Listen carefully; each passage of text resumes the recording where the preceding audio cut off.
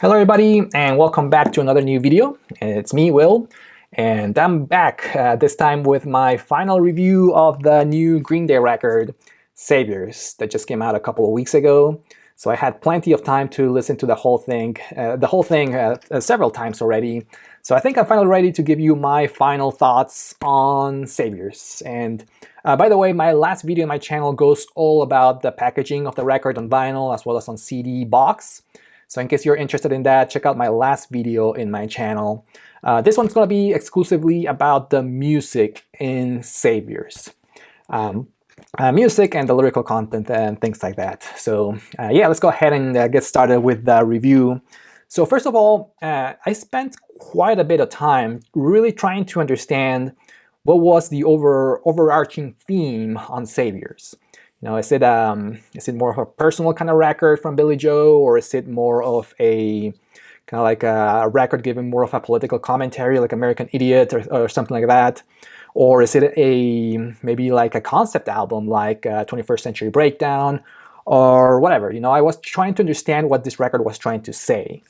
And initially I thought that this would be just a personal record, because especially after the listening party that happened a few weeks ago, after my first listen of the record, I just thought that this record was going to be just a personal album from Billie Joe, just writing a lot of personal songs, a couple of love songs, a song about his dad, especially with songs like Dilemma and Bobby Sox and Father to a Son. So I thought that this would be just a personal record from him.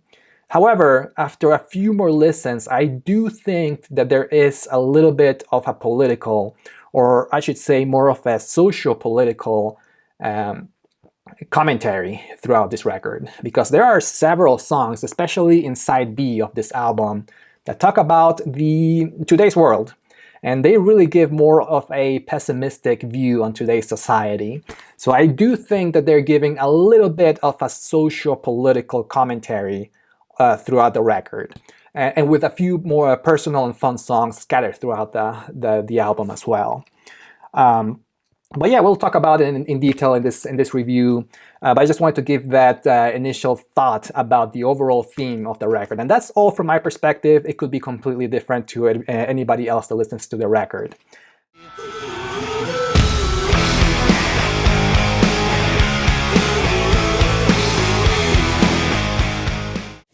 Okay, so overall, I believe there may be three main themes throughout the record. First of all, the personal songs, then the socio-political songs, and just fun songs in general.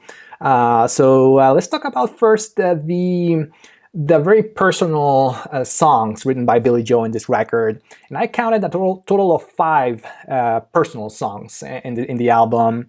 Bobby Sox, Dilemma, Goodnight Adeline, Susie Chapstick, and Father to a Son.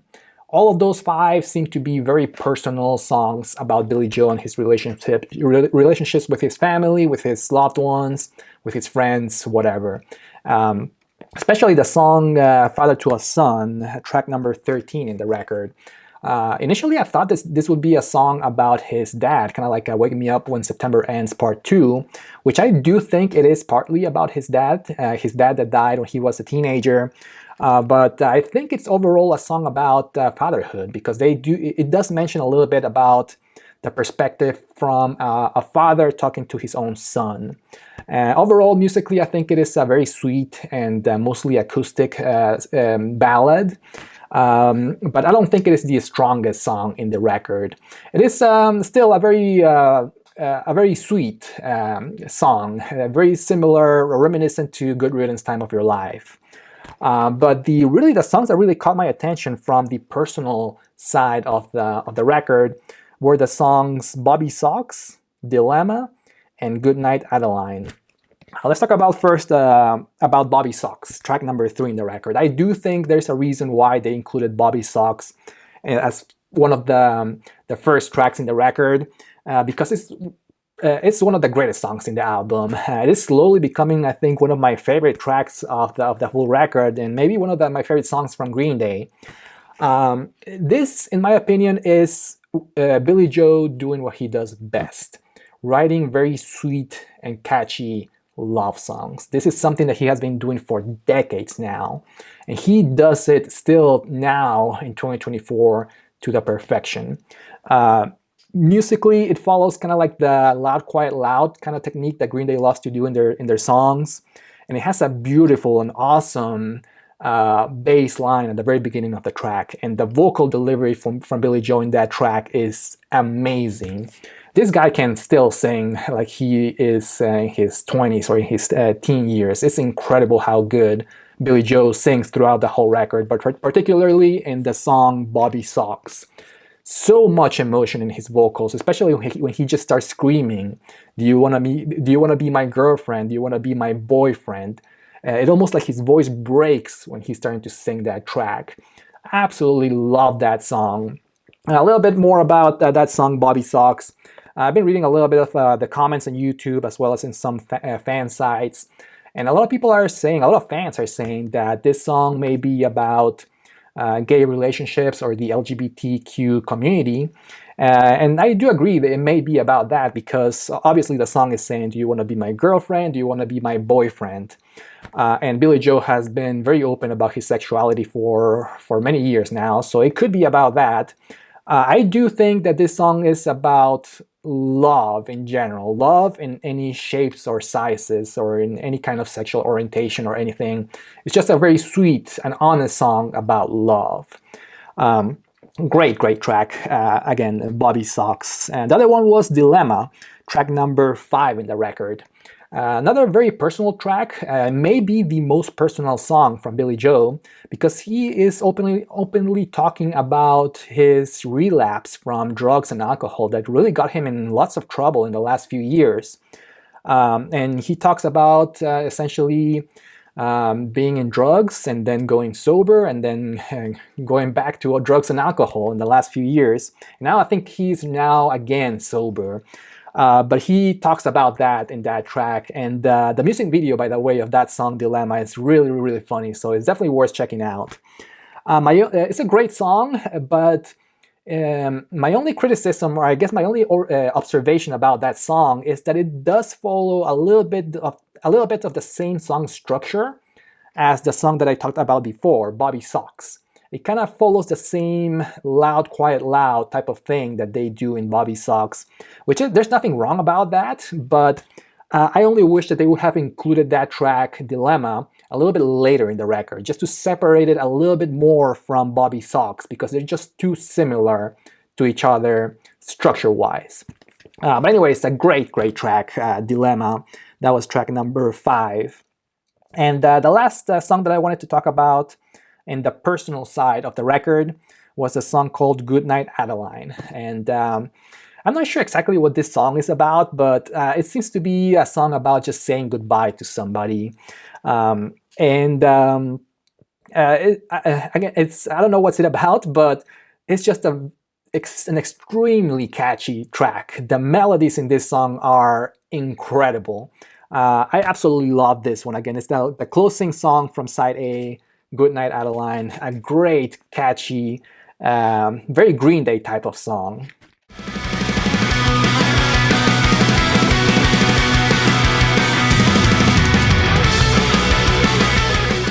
Alright, so let's talk about the socio-political theme of the record. And I added the term socio to socio-political because I do think that this record is more about commentary on today's society rather than aimed at a politician or about world leaders like American Idiot was. But anyways, I counted a total of 6 songs that fall under the socio-political aspect of the record. The American Dream is Killing Me, Coma City, Strange Days Are Here to Stay, Living in the 20s, Saviors, and Fancy Sauce. So as you can see, 6 songs is a lot of songs that are in that kind of theme. So I do believe it's the biggest or the strongest theme in the full record. They're really trying to give that kind of statement about their views on today's society. The first track is the opening track in the record, and it was also the lead single of the record. The American Dream is Killing Me. I have a full video about this song. It's a great track, a very anthemic, kind of very classic Green Day song, very reminiscent to Know Your Enemy. I can totally see people really going with their fist in the air during the show when they play that track. Love that track, and they give kind of like a pessimistic view of the American Dream, or being disappointed about the American Dream. So obviously a very kind of like a political type of song. The other two highlights in this theme to me were the songs Coma City and Strange Days Are Here to Stay, which I believe are some of the strongest songs in the record. First of all, Coma City has a little bit of a darker theme, which is obviously about a school shooting or about gun violence in America. And it's definitely a very anti-cop, anti-police type of song. So a very dark theme, but musically it's actually kind of upbeat and very catchy, which shows a little bit of a contrast between those two. And the ending of the track is amazing with the great drums, great bass, great guitars. I love the kind of like a longer and extended ending of that track with just instruments at the very end. Love, love, love that track, Coma City. And then Strange Days Are Here to Stay. Kind of similar in structure to Coma City, but I do believe it is one of the strongest songs in the record, mainly because of the catchiness of its chorus. I love the chorus in that one, and the vocal delivery from Billie Joe Armstrong in that song is excellent. Then the last two tracks in the album, Saviors and Fancy Sauce, I do believe they are a couple of the weakest songs in the record. Like I mentioned in my preview video about this record, or in my views on the listening party, especially the song Fancy Sauce, I don't believe it's a very strong closing track. Green Day is known for having very strong, either fast or slow songs, but there are very strong closing tracks that really put a kind of like a big statement type of tracks at the very end of the record. And I don't believe that Fancy Sauce does that. Is it a good song? Yeah, it is a good song, but it just doesn't give that kind of vibe as of a great closing track for the record. And Saviors, initially I said that Saviors was my least favorite track on the record. I have warmed up to that track. After a few more listens, I do think that this is a great song, but still not one of the strongest in the record.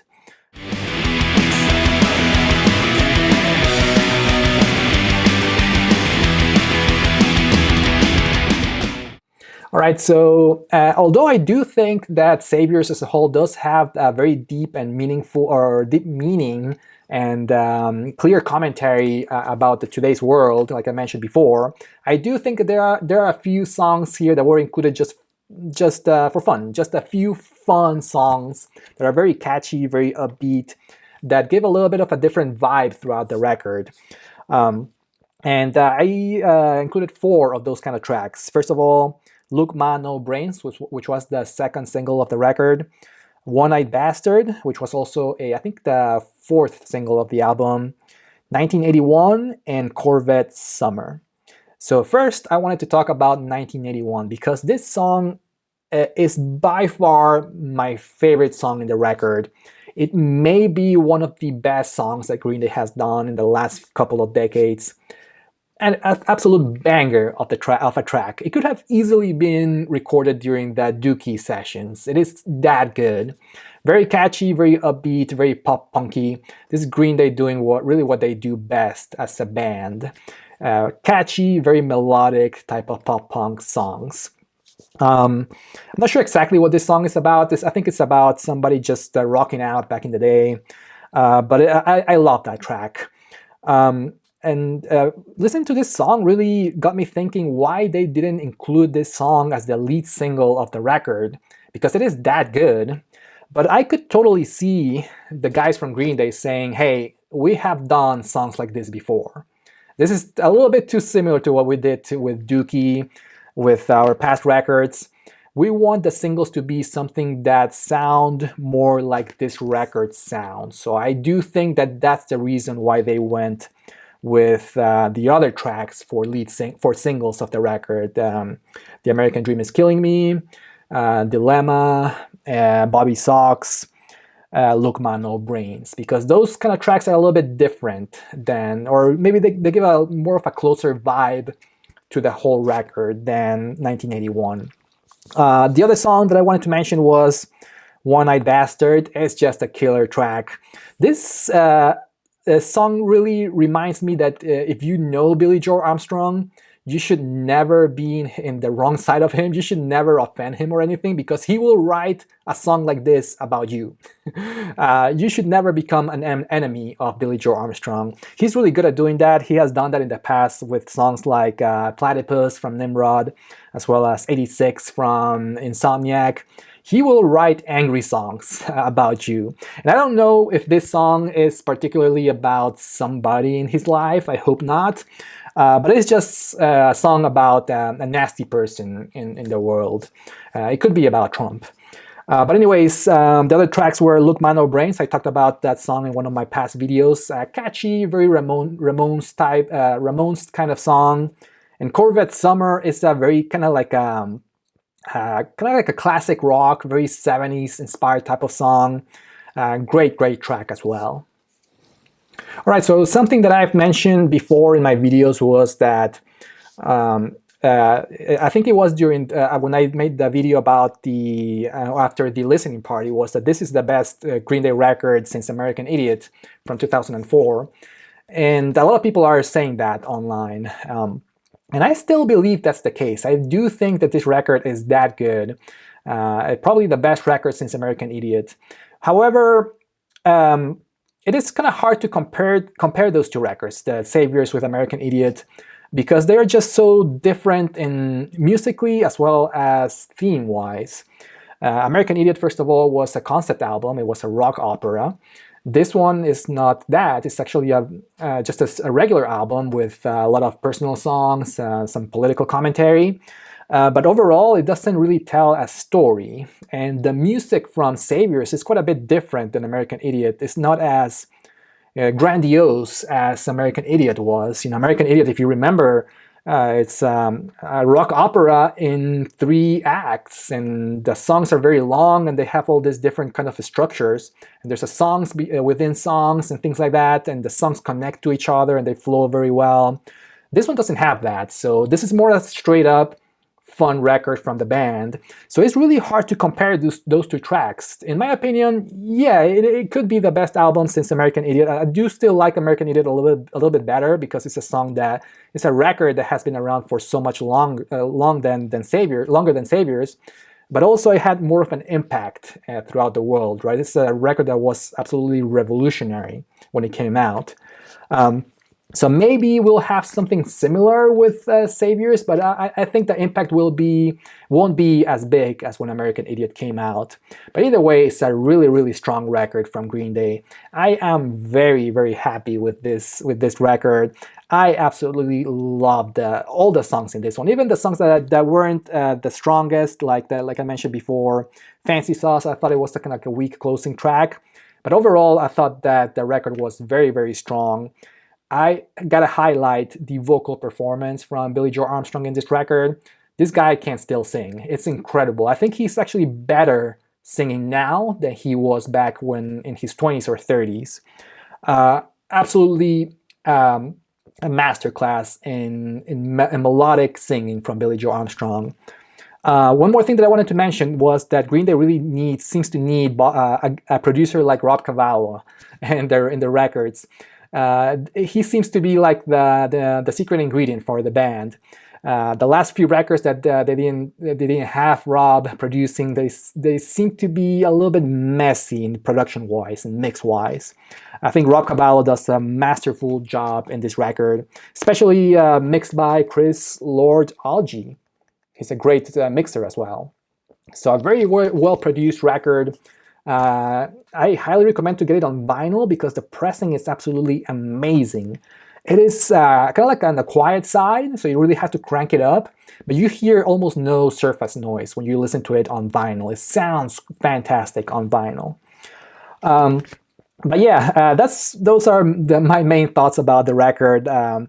As you can tell, I'm super excited about this album. I've been excited about this record for a long time, and it met my expectations. I give it a very positive review on this, on Saviors from Green Day. Again, the best Green Day record since American Idiot. The only thing that I could think that is maybe more of a criticism about the record is that, yeah, the record is great, but it's not perfect, right? Like I mentioned before, the last two tracks are a little bit weak. And a couple of the tracks, like I mentioned before, they seem to be following kind of like a similar formula when it comes to the structure of the songs. Like I mentioned before, Bobby Sox and Dilemma, a little bit close to each other. But otherwise, this is an excellent record. I highly recommend it. Check it out. Again, Green Day with Saviors. It is definitely my favorite album of the very beginning of, or the first month of 2024. Still too early to say what's going to be my favorite album of the year, of course, but this one is going to be, at least for the month of January, near the top. Great new record. Thank you for watching. I'm going to come up with a few more videos in my channel in the next few weeks. I definitely want to show some pickups of what I've been listening to and pick it up on vinyl as well as on CD in the last few weeks. So stay tuned for that. Thank you for watching, and let me know in the comments what you think about Saviors. Bye-bye.